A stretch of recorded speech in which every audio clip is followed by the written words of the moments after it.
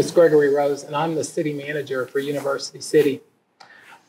I think that we have all seen the news or read the paper and know about what occurred in Memphis, Tennessee with Tyre Nichols and his brutal murder. That has led to a conversation about police reform at the federal level and even somewhat at the state level.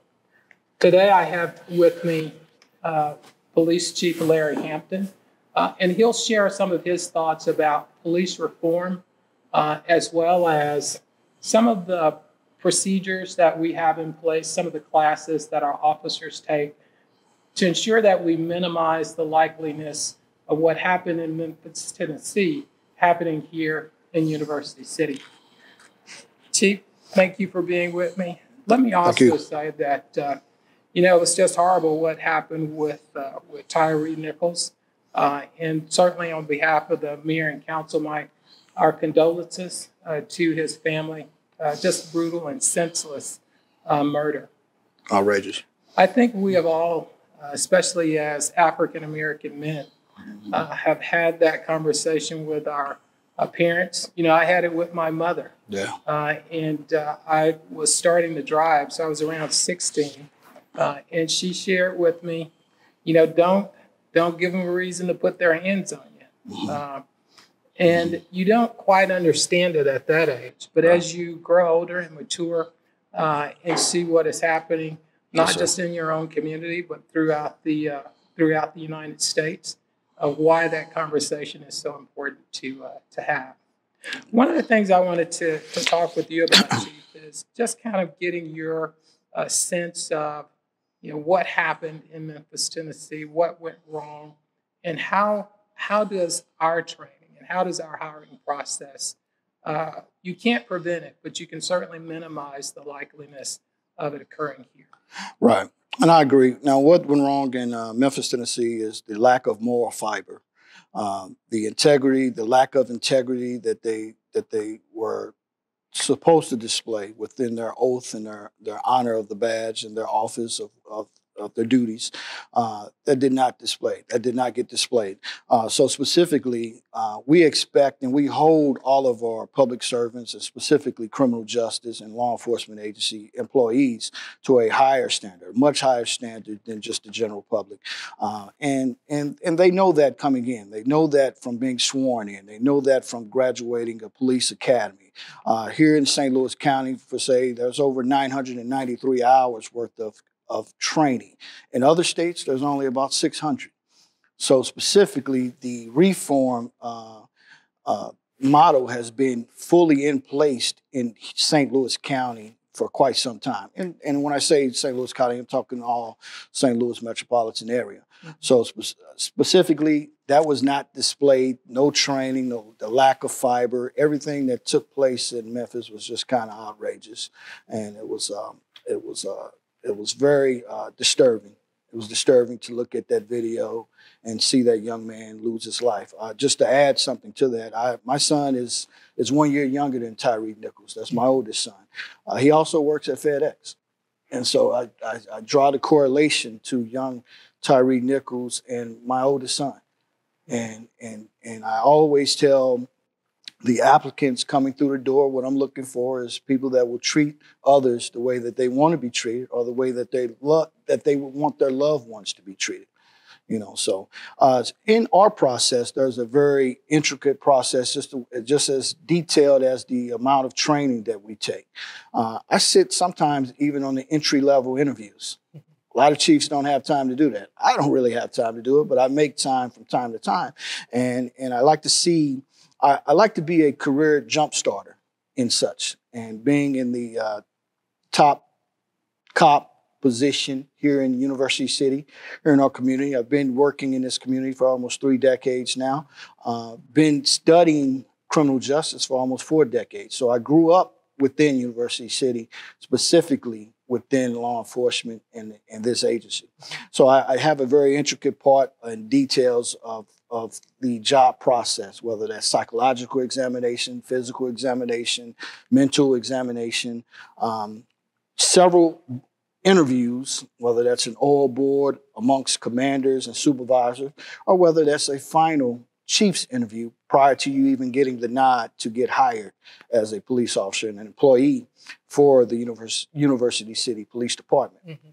So that's somewhat different from agency to agency, but specifically, these are the guidelines that the state of Missouri has put out for all accredited, and we are an accredited and certified law enforcement agency here in the state of Missouri. And so specifically, you have to meet those criteria of psychological exams, doctor examinations, and the entry-level testing. So there is some type of education required, intelligence required, common sense required. And unfortunately, none of that was displayed in the Memphis incident with Mr. Nichols. Yep.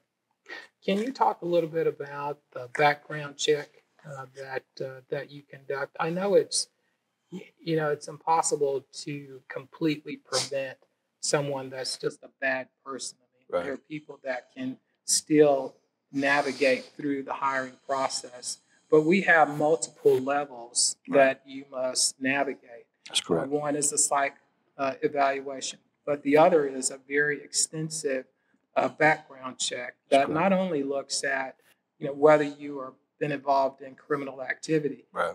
But a person's character. Can you talk a little bit about that? I can talk about that specifically. We're very hands-on with the background checks. We don't allow outside agencies or third-party entities to conduct our background checks. We literally take it from the ground up. We do a pre-screening prior to you even being given an entry-level examination. We're a civil service commission city, and specifically, you have to pass an entry-level examination to even move on further. You also have to have that pre-screening to move on further. Now, after that, there's a physical testing. There's physical fitness requirements that you must meet. And then you move on to specifically an oral board. Within that oral board, there could be anywhere from 2 to 3 captains. There could be 2 to 3 lieutenants. There could be a couple sergeants involved. But I utilize the command staff and the supervisory staff to be those first eyes and ears of the personnel that we're trying to bring through the door, that we're trying to cultivate and bring up and maybe jumpstart their career, whether they're 21 years of age, because you have to be 21 years of age here in the state of Missouri, or whether they're much older than that. It doesn't make a difference as long as you meet those standards, those qualifications. Male, female, doesn't matter.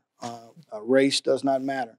And specifically, the hands-on process, after passing several layers of testing and interviews, then you're given off, and that goes for drug testing as well, then you're given off to an experienced investigator who then does the follow-up backgrounds. I mean, not only visiting your home, speaking to your significant others, your parents, your siblings, your job references. These are not just phone calls. We're kind of hands-on and showing up in person, asking to view personnel files and such. So when I say it's a very detailed process, this is not something that you'll get through within a week's time. It'll take several weeks to months to get through our University City Police Department's background investigation. Chief, one final question. They often talk about the need to reform the police departments within the country. And based upon the discussion that we've had, not just here, but also off screen, it seems like the department up under your leadership is evolving continuously, that you're always seeking to make it better. What are your thoughts on the need for reform of the police departments? Right. And like I said, I took my first criminal justice class in 1990, the early part of 1990.